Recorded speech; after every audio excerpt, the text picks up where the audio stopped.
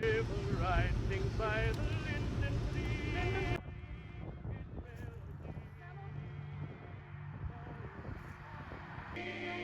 There's a sweetheart yearning for me day by day, so far away.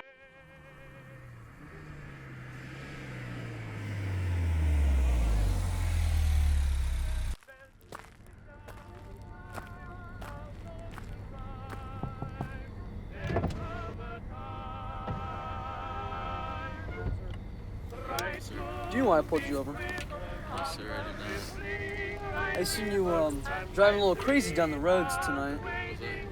Sorry, All right, so I'm gonna need to see your license and registration. I have that right here for you. I'm sorry. I know you wanted it. What does this say? Look it up.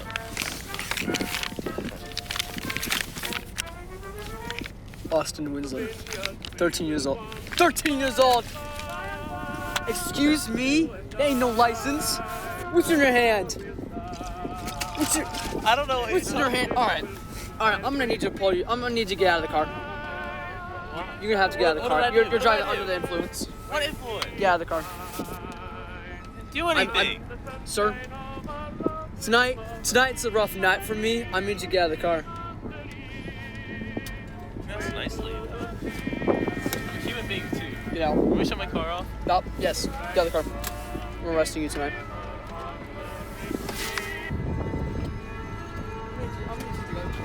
Sir, put your hands behind your back. Stop resisting.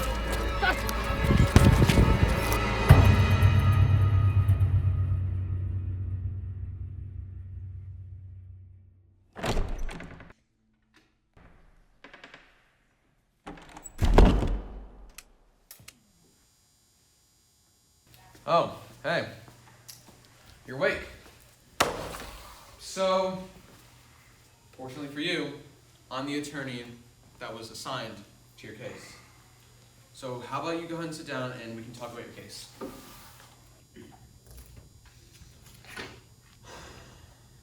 So, let me get this straight. You've had 7 DUIs this year. It's November. You do know that, don't you? You don't know. You committed aggravated assault against an old woman. That bitch had it coming. She had it coming. She did. What exactly did she do that upset you? She cut me off in the Walmart checkout line. She cut you off in Walmart? Yeah. In the checkout line? Yes. So you hit her? Yes. For God's sake.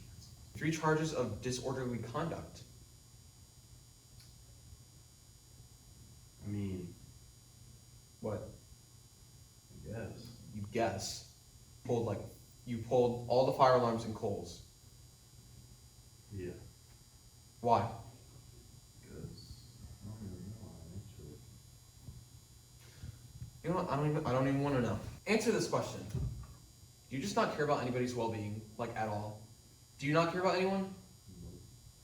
Not a single person. Nope. Do you even know your name? Nope. Can you recall any memories about what happened last night? The only memory I can recall was I was at the bar doing a few rounds. A few rounds? Yeah, and then that's it. Can't remember anything after that. Can't remember anything after that, you sure? And that was 80 miles per hour and a 25 mile per hour in a residential zone. Great, so you were speeding in a residential zone. You were going 80 miles per hour in a neighborhood. I don't know, man. I told you I don't remember a thing. Dude, listen to me. I need you to recall any memories that you had from last night so I can make you innocent. I don't want you to go to jail. Do you even care about going to jail? Shit, I don't really care if it was you or not.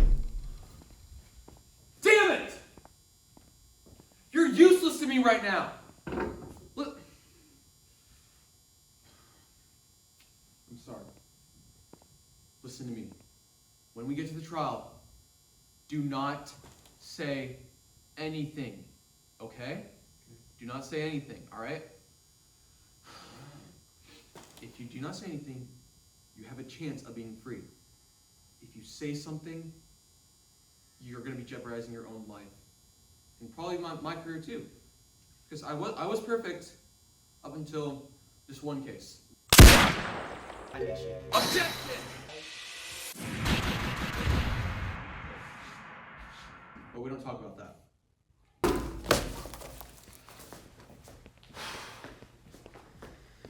Hey man, it's alright if I go to jail.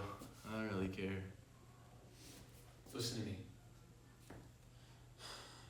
For my last case, like I said before, my strict sentence attorney was 29-0, alright? What happened was, my client turned himself in. Listen, look at me. I'm not gonna let you keep ruining my streak. I'm not gonna let you keep putting yourself in jail.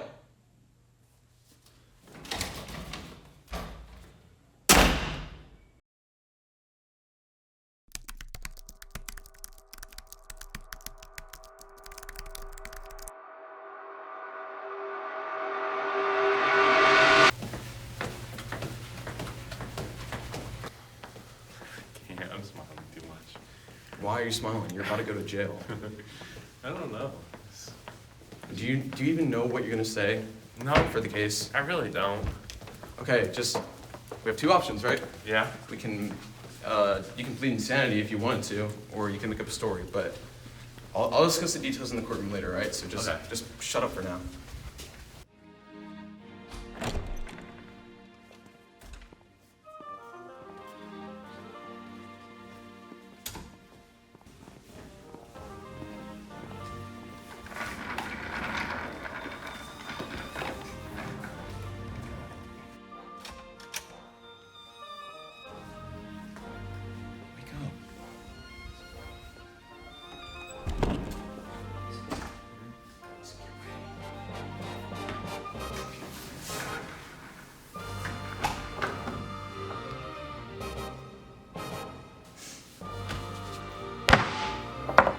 Court is now in session for the DUI of... Does he have a name? No, Your Honor, he currently does not have an identity. I see. In this case, the court is in session for the DUI of man. We'll now begin with the opening statements. Prosecution, what is your statement? Yes, thank you, Honor. So, in the terms of Mr. Man, we have him going 80 in a 25 residential zone and also driving under the influence. And also, as well, he is going and he resisted arrest from a police officer. We believe that Mr. Man is guilty of these charges. All right. Defense, your opening statement. Yes, Your Honor. Your Honor, my client is not guilty, and these accusations and these charges against him are completely false. That's it? Okay. Prosecution, your first witness, I guess. Yes, Your Honor. As my first witness, I call the police officer who apprehended Mr. Man.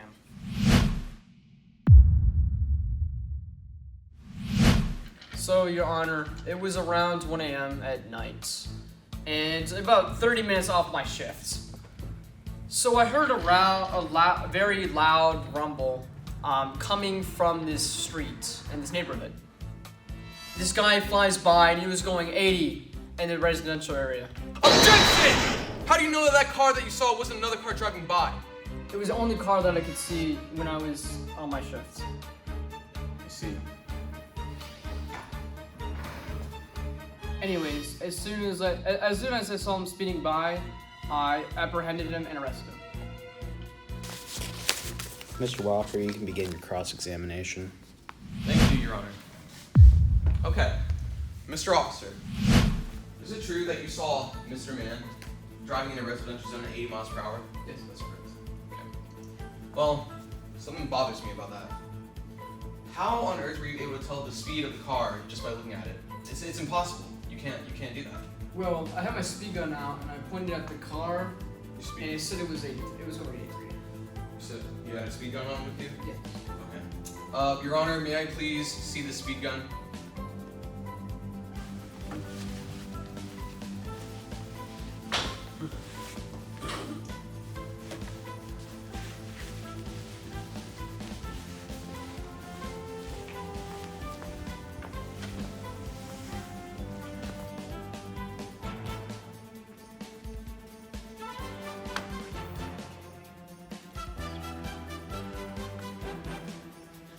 Mr.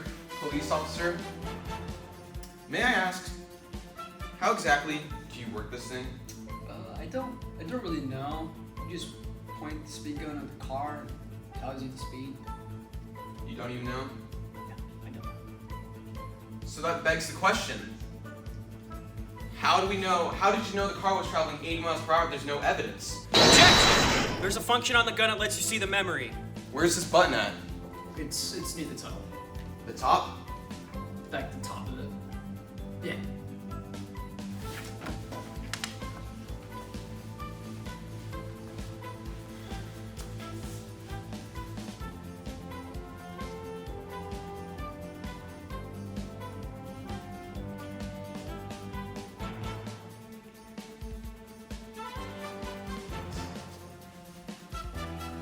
Well, isn't that swell? I'm highly doubtful that this thing even works. And because of that, I just had a thought. Instead of my client being the one arrested for a DUI, what if the officer was drunk? With this, I mean, is this even a speed gun? What is this? Objection! Your Honor, the defense is badgering the witness.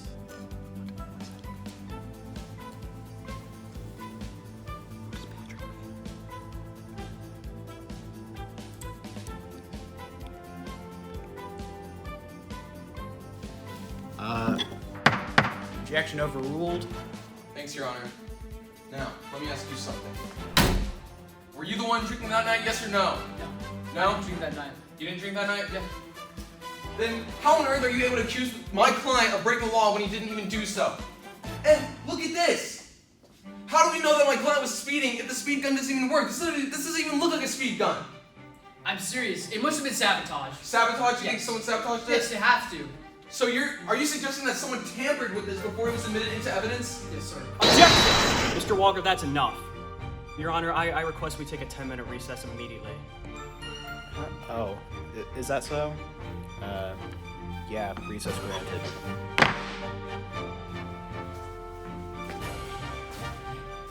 Come on, we're winning. Let's go. 10 minutes, come on.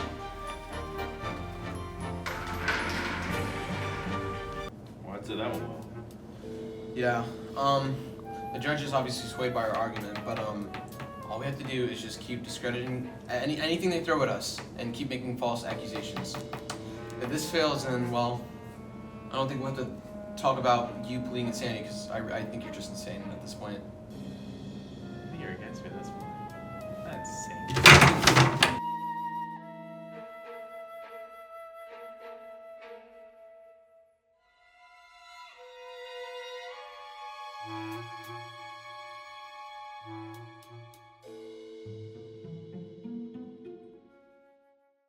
The recess has been terminated. During that time, I had some people figure out how to actually access the memory of the speed gun.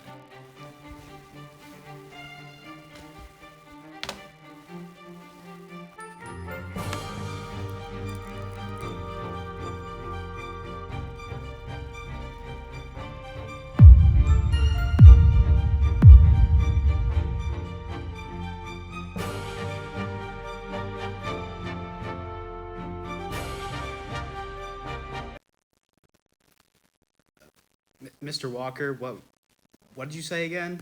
Yes, of course, Your Honor. As you can see, my client here was slammed on the ground and suffered more than just skin wounds. And all of this for what? An alleged speeding? I think that force use was a bit excessive. Objection, Your Honor! Overruled.